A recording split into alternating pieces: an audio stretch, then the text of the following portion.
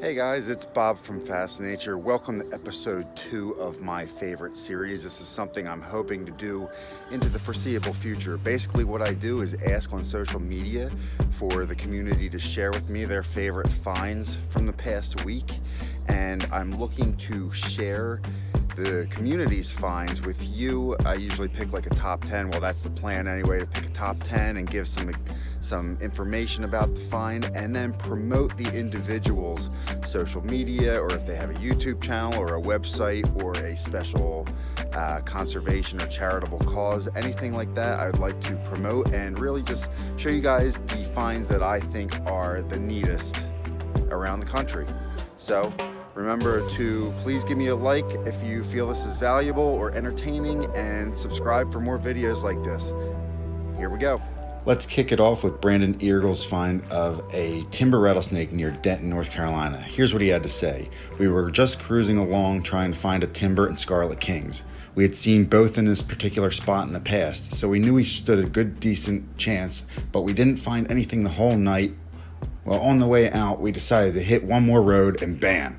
That's when we saw this little beauty in the middle of the road. We snapped some quick pics and then hovered over her as she moved off the road. Timbers are protected in North Carolina, so we didn't bother her.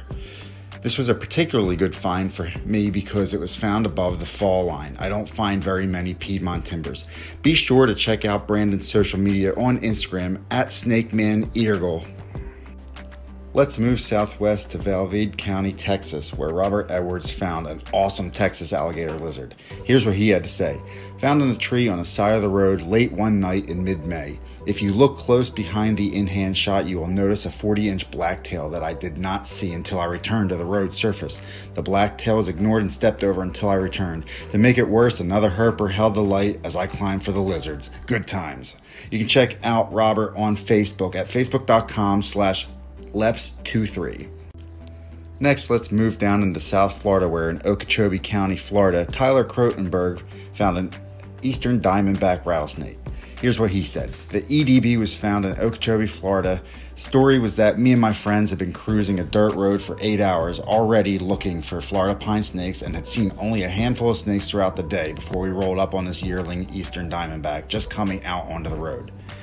His Instagram is _Florida_herper. Next, we'll move up into my neck of the woods in my home state of Pennsylvania, particularly Franklin County, where Dana Dowdell and her fiance Tyler Hake were looking for eastern mud salamanders, very rarely found in Pennsylvania. They didn't come up with the mud, but they did find a consolation northern red salamander. Here's the story. We were out looking for PA muds that day, and Tyler was stoked because he had thought he had found one. Turns out it was this guy instead. He was definitely mildly disappointed because it wasn't the target, but still the largest and one of the most beautiful reds I had ever seen. You can check out Tyler's Instagram at THC_herping. Staying on the eastern side of the United States, I'm actually going to cheat a little bit and include my son Wesley's find. He was with me, but he did find our target of the day. Here's what he said. On May 10th, we went to southern Maryland on a day trip for herps. Starting at one of our better mole king spots, we failed catching racers and following box turtle trails for around 2 hours. Finally, after flipping hundreds of pieces of trash, I flipped this dusty piece of rug, and out falls a very pretty juvenile mole kingsnake.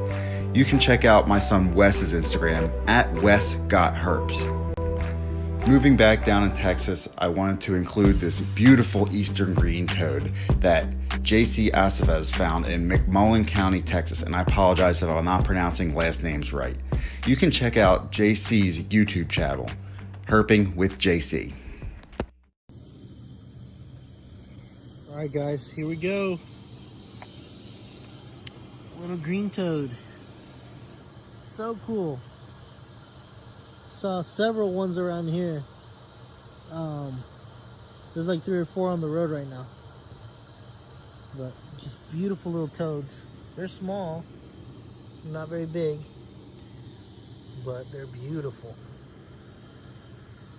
Gotta get off the road and keep herping. Next, let's head up into Illinois, where Jeremy Schumacher found an awesome bullsnake. Here's what he had to say. On May 16th, we hit the road at 5:30 a.m. to embark on a 4.5-hour drive in search of bullsnakes. We only had 4 hours to herp once we arrived. We got to a friend's house and started herping trash piles and tin fields around Iroquois County and Kankakee County, Illinois. We had some luck early finding 2 eastern milk snakes, a young racer, and a slender glass lizard. It started to get too hot after our next area to flip tin as temps raised up to 86 degrees. We trudged through some flooded savannas to flip through an abandoned dump area when 2 large racers caught us by surprise. A few flips later, we also got a large eastern garter snake, but we still had not found our target. With an hour to go, we decided to do some quick trips to a few sites to try to find a bull. With 15 minutes left and us covered in sweat and ticks, we told our friend bye and we were ready to head home. He said, "We still have to get you a bull snake. Follow me, I have one more spot to try." We flipped through, and under the last piece of refuse, he emerged with a 5.5-foot long bull snake.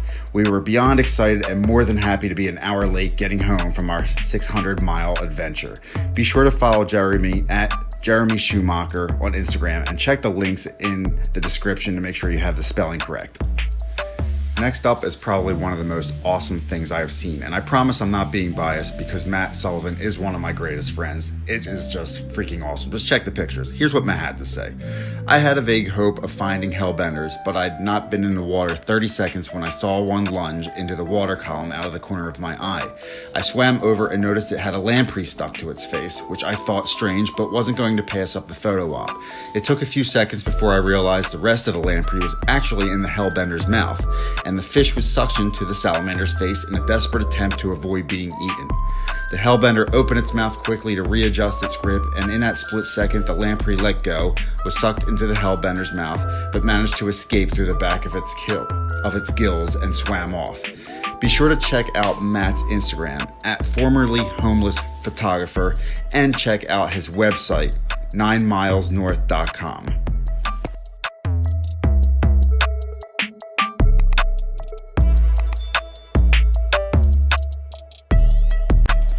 And finally, I want to share Dave Murdock's find of copulating copperheads. Now, personally, I think the hellbender eating really can't be topped, and it probably can't be topped almost every week I do this. But Dave shared a nice long video of the copperheads, and I suggest you stick around. I'll put it at the end of the video, and it's kind of like being in the field with him. So I really appreciate that, Dave. These were found in Wake County, North Carolina, and you can check out Dave's Facebook page at facebook.com/dave.murdock.357.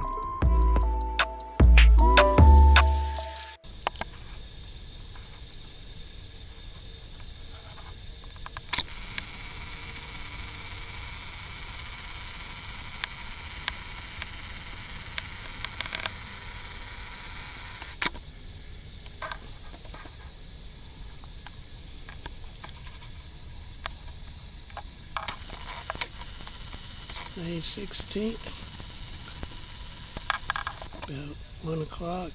The temperature is well in the 70s.